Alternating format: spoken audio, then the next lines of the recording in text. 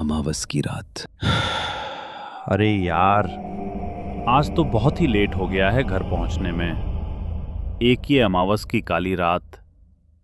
वैसे ही हमारे गांव में कोई ना कोई इस रात का पिछले 2 महीनों से शिकार हो रहा है। मैंने मालिक से कहा था कि मुझे आज जल्दी छोड़ दो, लेकिन नहीं माने। अरे श्यामू, जल्दी कर, नहीं तो क्या पता आज का शिकार तू ही ना हो जाए। फिर शामू डरते हुए गांव की ओर बढ़ने लगा। वो थोड़ी ही दूर पहुंचा ही था, तभी उसे पीछे से किसी के बुलाने की आवाज आई।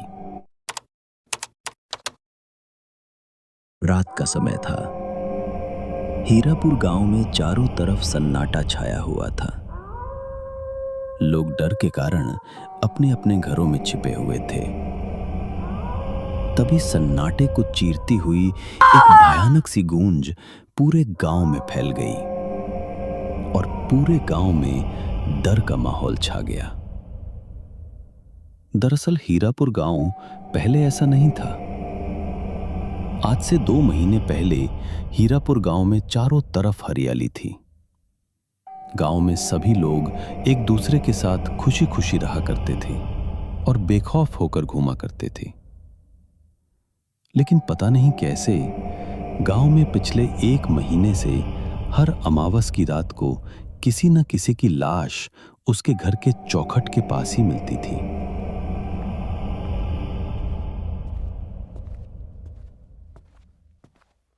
मुखिया जी, आपने कुछ सुना? आज फिर एक और लाश मिली है अपने गांव में, और वो भी मोहन की।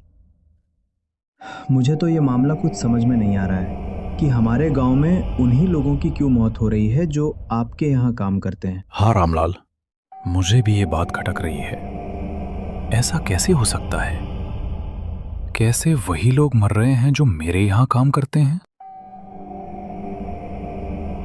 मुखिया जी, अब जो भी होना था वो हो चुका है।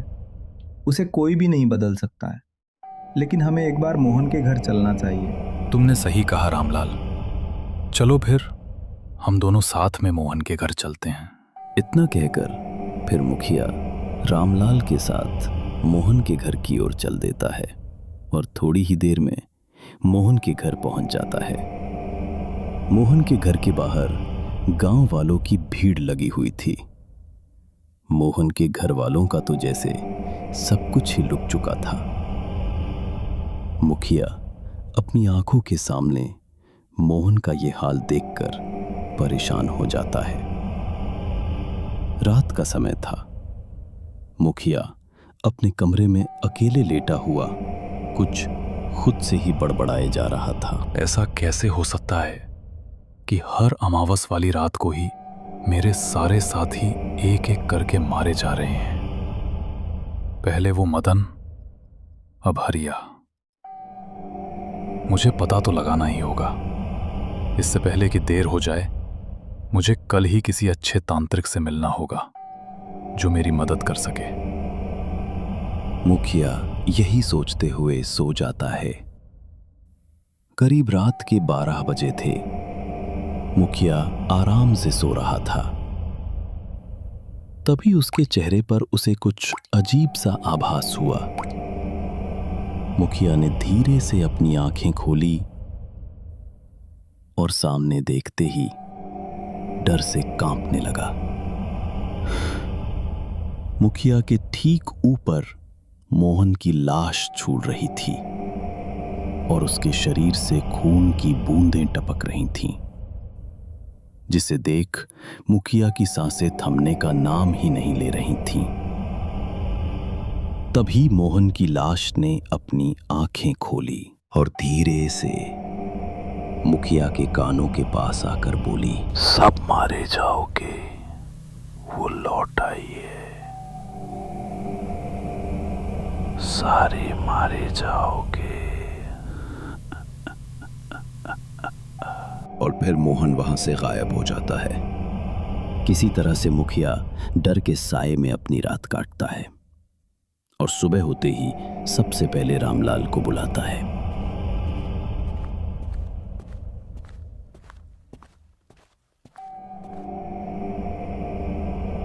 मुखिया जी, क्या हुआ आपको? जो आज आपने मुझे इतनी सुबह सुबह बुला लिया है, कोई चिंता की बात तो नहीं है ना? हाँ रामलाल, चिंता की ही बात है। मुझे कुछ अजीब सा लग रहा है। मुझे ऐसा लग रहा है जैसे वो वापस आ गई है और अब हम सबको मारने के बाद ही शांत होगी। अरे मुखिया जी, ऐसा कैसे हो सकता है? याद है ना आपको, हम सबने साथ मिलकर ही तो उसे जलाया था। हाँ, लेकिन रामलाल, मुझे आज रात में मोहन की आत्मा ने कहा कि वो वापस आ गई है और हम सबको मार देगी। रामलाल, मुझे मरना नहीं है। कुछ करो रामलाल, इसका कुछ उपाय तो होगा। आप परेशान मत होइए, मैं कुछ ना कुछ करता हूँ। लगता है हमें अब उस तांत्रिक को बुलाना ही पड़ेगा। इतना कहकर फिर रामलाल वहां से चला जाता है। इस घटना को बीते हुए कुछ दिन गुजर जाते हैं और फिर एक अमावस की रात। अरे यार, आज तो बहुत ही लेट हो गया है घर पहुंचने में। एक ही अमावस की काली रात। वैसे ही हमारे गांव में कोई ना कोई इस रात का पिछले 2 महीनों से शिकार हो रहा है। मैंने मालिक से कहा था कि मुझे आज जल्दी छोड़ दो, लेकिन नहीं माने। अरे श्यामू, जल्दी कर, नहीं तो क्या पता आज का शिकार तू ही ना हो जाए। फिर श्यामू डरते हुए गांव की ओर बढ़ने लगा। वो थोड़ी ही दूर पहुंचा ही था, तभी उसे पीछे से किसी के बुलाने की आवाज आई। श्यामू, कहाँ जा रहे हो इतनी जल्दी जल्दी? आज तुम्हें मेरे पास नहीं आना है क्या? श्यामू इस भयानक और कर्कश आवाज को सुनकर डर जाता है और जल्दी जल्दी चलने लगता है। लेकिन तभी उसके सामने एक परछाई आकर उसका रास्ता रोक लेती है और फिर वो परछाई श्यामू पर झपट पड़ती है और उसे मार देती है। अगली सुबह श्यामू के घर की चौखट पर उसकी लाश मिलती है। अब पूरे गांव में इस बात से दहशत फैल गई थी। लोग डर के मारे रात में अपने घरों से बाहर नहीं निकल रहे थे। मुखिया इस बात से अब और ज्यादा ही परेशान हो गया था। उसे इसी बात की चिंता सता रही थी, अगली बार कहीं वो उस काली रात का शिकार ना बन जाए। मुझे कुछ ना कुछ तो करना ही होगा, नहीं तो वो मुझे मार डालेगी। फिर अगली सुबह मुखिया जल्दी उठकर सीधा तांत्रिक के पास इस समस्या से बचने के लिए चला जाता है।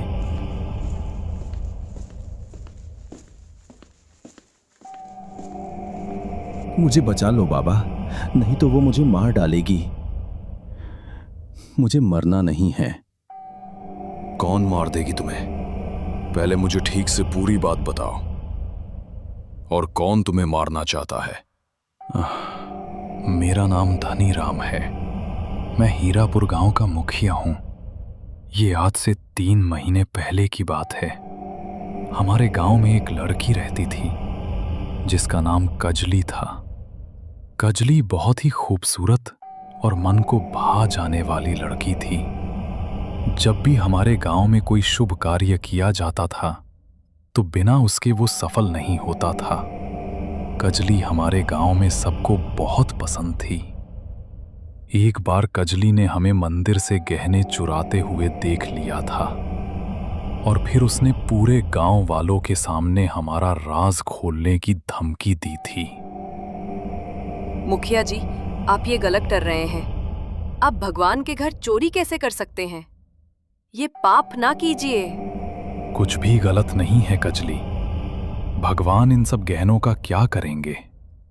उन्हें इन सब चीजों से क्या मोह? नहीं मुखिया जी, आप ये सब मत कीजिए, नहीं तो मैं पूरे गांव वालों को आपके इस काम के बारे में बता दूंगी। कजली देख, अभी भी वक्त है। मेरी बात मान और चुपचाप यहां से चली जा, नहीं तो अंजाम बहुत ही बुरा होगा। मेरे लाख समझाने पर भी जब कजली नहीं मानी तो मैंने अपने लोगों के साथ मिलकर उसकी हत्या कर दी और रातों रात उसे ले जाकर जला दिया था। मुझे कभी नहीं पता था कि मौत का ये सिलसिला ऐसे नहीं थमेगा। फिर मुखिया ने विस्तार से तांत्रिक को सारी बात बताई और कुछ देर शांत रहने के बाद वो तांत्रिक मुखिया से बोला, मुखिया, तूने बहुत बड़ी भूल की है उस कजली को मारकर। मैं तुझे बचाने की कोशिश जरूर करूंगा। ये ले, ये एक जादुई माला है। जब तक ये माला तेरे गले में रहेगी, कोई भी बुरी शक्ति तेरा कुछ भी बिगाड़ नहीं पाएगी। फिर मुखिया तांत्रिक से वो माला लेकर चुपचाप अपने घर चला जाता है।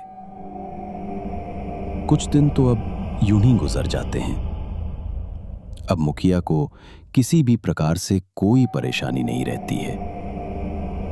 लेकिन एक दिन अचानक मुखिया को सुनने को मिलता है कि उसका आखिरी साथी यानी कि रामलाल की भी उसी दर्दनाक तरीके से मौत हो गई है। अब मुखिया ही अकेला बचा था। यह सोचकर वो बहुत ही ज्यादा डर गया था। और फिर एक रात जब मुखिया अपने कमरे में सो रहा था, तभी उसे किसी के फुसफुसाने की आवाज आई। मुखिया ने अपनी आंखें खोली और चारों तरफ देखा, लेकिन उसे कोई भी नजर नहीं आया। अब रोज रात में मुखिया के साथ ऐसा ही होने लगा। और फिर एक अमावस की रात को जब मुखिया अपने कमरे में सो रहा था, तो गलती से उसकी माला उसके गले से नीचे गिर जाती है। और फिर अगली सुबह मुखिया की भी लाश उसके घर की चौखट पर रहस्यमयी तरीके से मिलती है।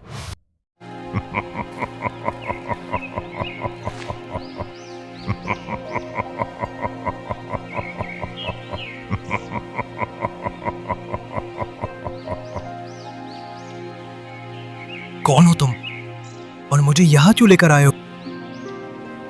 देखो पंडित, अगर मैं चाहता तो तुम्हें वहीं पर मारकर खा जाता, लेकिन मैं चाहता हूं कि तुम मेरी एक मदद करो। इसके बदले मैं तुम्हें जीवन दान दे सकता हूं। कैसी मदद? अगर मैं वो ना करूं तो मैं तुम्हें और तुम्हारे पूरे परिवार को खा जाऊंगा और साथ में तुम्हारे पूरे गांव वालों को भी खा जाऊंगा। अच्छा, चलो ठीक है, मैं तुम्हारी मदद करने के लिए तैयार हूं, लेकिन मेरे परिवार और मेरे गांव वालों को कुछ भी नहीं होना चाहिए। ठीक है, अब सुनो मेरी बात। तुम्हें करना क्या है? मैंने सुना है कि तुम महादेव के बहुत बड़े भक्त हो और तुम्हें बहुत सारे मंत्र सिद्धियां प्राप्त है, जिसकी मदद से तुम किसी भी भूत प्रेत को हरा सकते हो। हाँ, ये बात सत्य है कि मैं भूत प्रेतों पर अपनी शक्तियों का प्रयोग कर सकता हूँ, लेकिन राक्षसों और नागों पर नहीं। अब मेरी बात तुम ध्यान से सुनो। यहां से पश्चिम दिशा की ओर एक जंगल है जिसका नाम है काली जंगल। वहां पर एक भूतनी रहती है जिसका नाम है कालिका भूतनी, जिसने मेरे भाई बकरासुर को एक बोतल में बंद करके रखी है।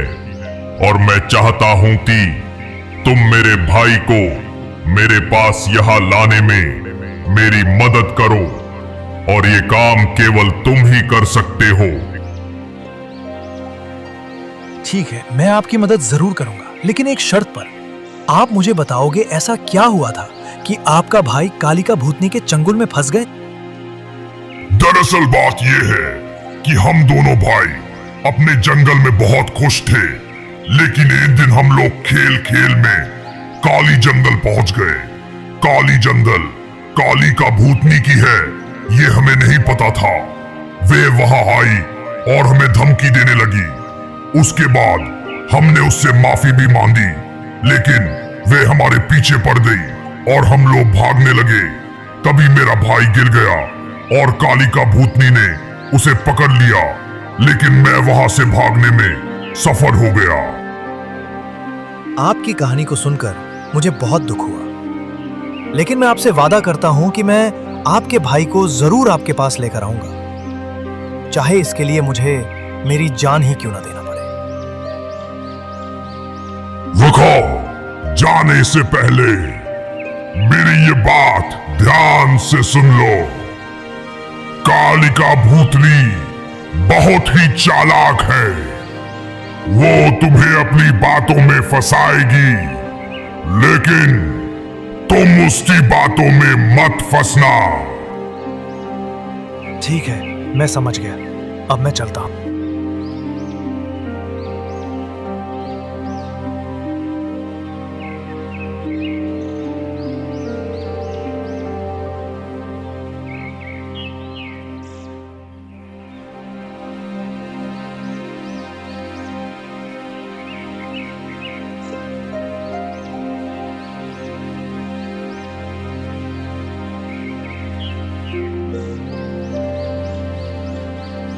लगता है मैं जंगल के बहुत ही अंदर तक आ चुका हूं, लेकिन अभी तक पंडित रामलाल का कोई अता पता नहीं है।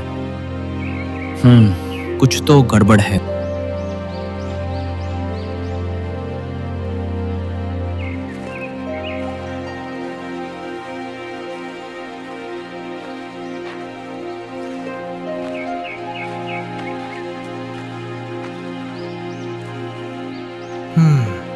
सच में कालिका भूतनी बहुत ही खराब बुरी आत्मा है, जिसने इन विचारों राक्षसों को भी नहीं छोड़ा। अरे कोई है, बचाओ बचाओ! अरे कोई है, बचाओ बचाओ! अरे अब ये कौन है? अरे ये तो कोई नाग कन्या है, लेकिन ये चिल्ला क्यों रही है? वो अब समझा, तो ये बात है।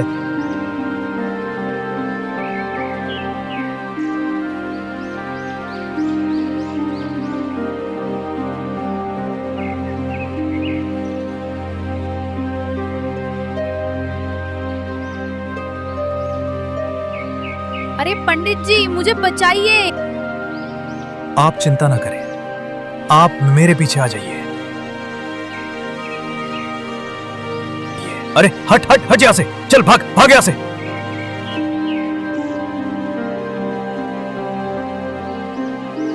आपका बहुत बहुत धन्यवाद पंडित जी।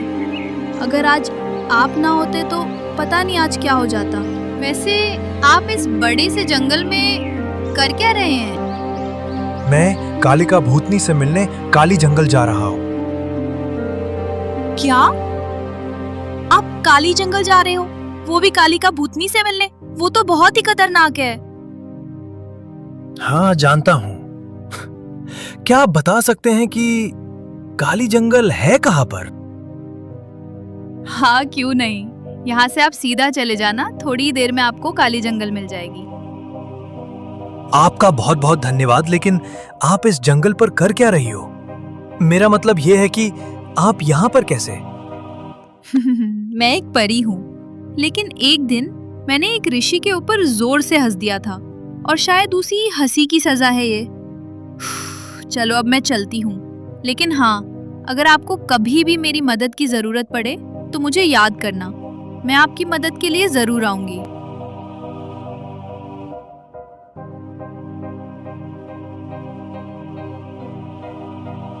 अरे ये तो कोई साधु बाबा लग रहे हैं। लगता है शायद तपस्या करने आए हैं इस जंगल में। मैं इनसे बात करता हूँ, शायद इनको कुछ पता हो। बाबा प्रणाम, मैं गोपी हूँ। मैं रामपुर गांव से आया हूँ अपने दोस्त पंडित रामलाल को ढूंढने के लिए। क्या आपने उसको देखा है? शायद 1-2 दिन पहले रात को जब बहुत बारिश हो रही थी, तब मैंने एक चीख सुनी थी। जब मैं उसे देखा तो मेरी आंखें फटी की फटी रह गई। पीला वस्त्र और सफेद धोती लगाए एक आदमी चिल्ला रहा था, बचाओ बचाओ बचाओ। उसे एक राक्षस अपने दोनों हाथों से उठाकर आकाश में दक्षिण दिशा की ओर उड़ रहा था। अब पता नहीं कि वो तुम्हारा दोस्त है या कोई और आदमी। हाँ बाबा, हाँ, वही पीला वस्त्र और सफेद धोती लगाया हुआ आदमी मेरा दोस्त पंडित रामलाल है। पर वो राक्षस कौन था? वो राक्षस जो भी हो, लेकिन वो तुम्हारे दोस्त को दक्षिण दिशा की ओर लेकर गया है। आपका बहुत बहुत धन्यवाद बाबा। मैं जल्द ही अपने दोस्त को ढूंढ लूंगा। अब आप मुझे आज्ञा दें।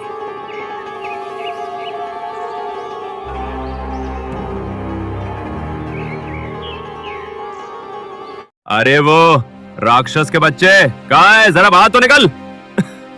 सुना है अपने इलाके में कुत्ता भी शेर बन जाता है। अगर तू सच में शेर है तो बाहर निकल और मुझसे युद्ध कर डरपोक। और कौन है ये जो इतना जोर जोर से चिल्ला रहा है? किसकी मौत उसे यहाँ तक खींच कर लाई है? तू वहीं रुक, मैं आ रहा हूँ।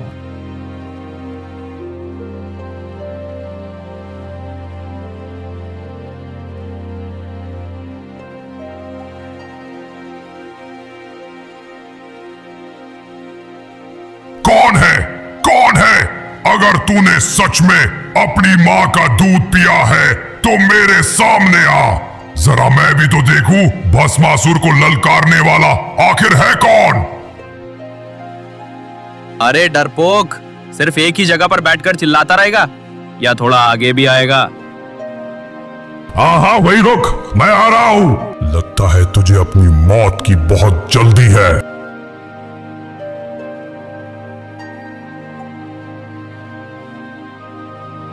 हे भगवान, चलो एक राक्षस तो गया, अब दूसरे का क्या करूं?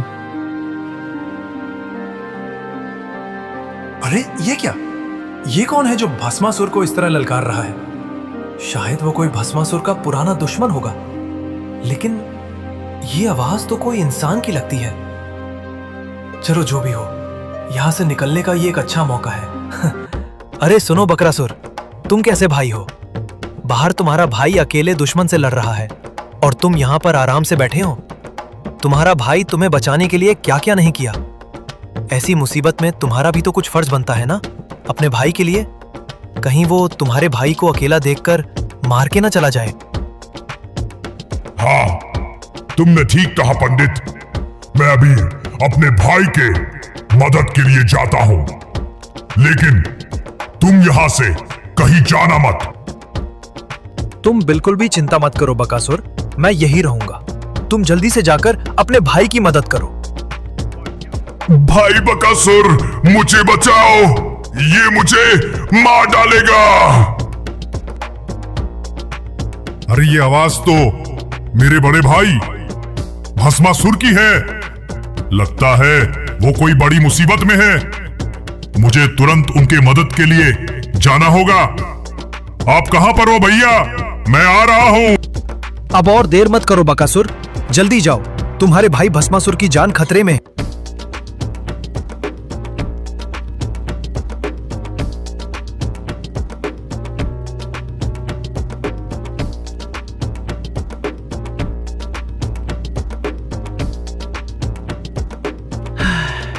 चलो, अब दूसरा भी गया।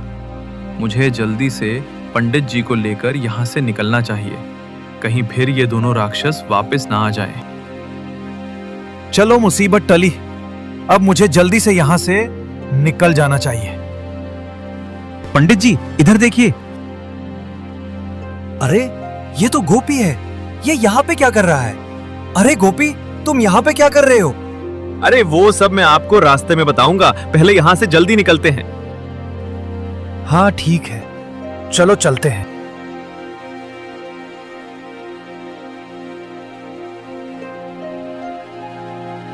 अरे वो डरपोक कहाँ छिपकर बैठा है?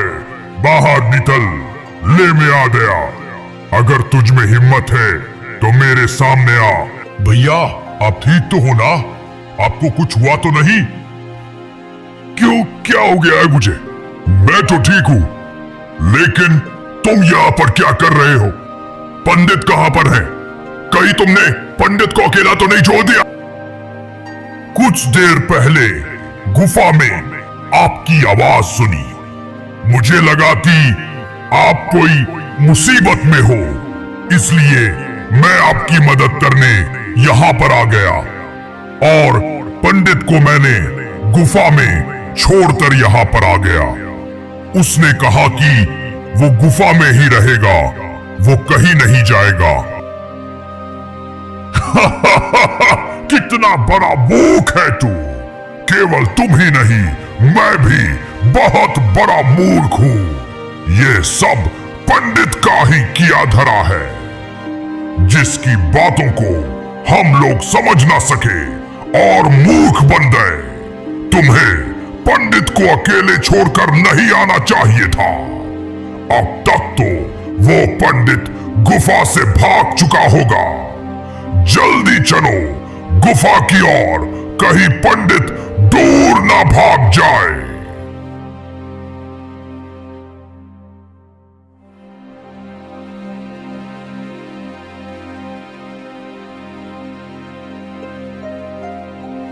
देखा, गुफा के अंदर पंडित नहीं है, वो यहां से भाग चुका है।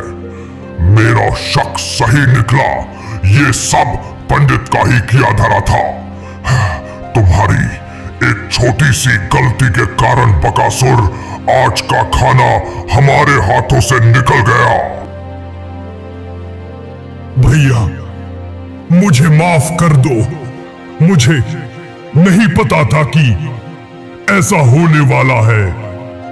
अब से मैं ऐसी गलती कभी नहीं करूंगा। दिल छोटा मत कर छोटे। पंडित भाग गया तो क्या हुआ? लेकिन इस बार हम लोग पंडित और उसके साथ पूरे गांव को कच्चा चबा चबा कर खा जाएंगे। लेकिन उससे पहले हम काली का भूतनी को सबक सिखाएंगे, जिसने मुझे और मेरे भाई को बहुत दुख दिया है। हाँ भाई, आपने बिल्कुल सही कहा, लेकिन हम लोग कालिका भूतनी को हराएंगे कैसे? वह तो बहुत ही शक्तिशाली है। इसके लिए हमें मां काली को प्रसन्न करना होगा, और मेरे पास एक ऐसी तरकीब है जिससे मां काली तुरंत प्रसन्न हो जाएगी। आओ चलो, चले बकासुर। अरे पंडित जी, मैं तो आपको ढूंढते ढूंढते थक गया था, और आप हो कि राक्षसों की दुनिया में अपना नाम रोशन करने में लगे हो। आपको ना देखकर आपके पूरे परिवार और गांव वाले बहुत चिंतित हैं। हम लोगों ने आपको बहुत ढूंढा, लेकिन आप हमें कहीं पर भी नहीं मिले। उसके बाद मैं खुद अकेले आपको ढूंढने के लिए यहाँ तक आ गया, और आपको ढूंढते ढूंढते आपको यहाँ पर देखा और आपके पीछे पीछे यहाँ तक चला आया। उसके बाद मैंने आपकी और राक्षसों के बीच हुए बातचीत को अच्छी तरह से सुना और फिर अपना दिमाग लगाया आपको बचाने के लिए।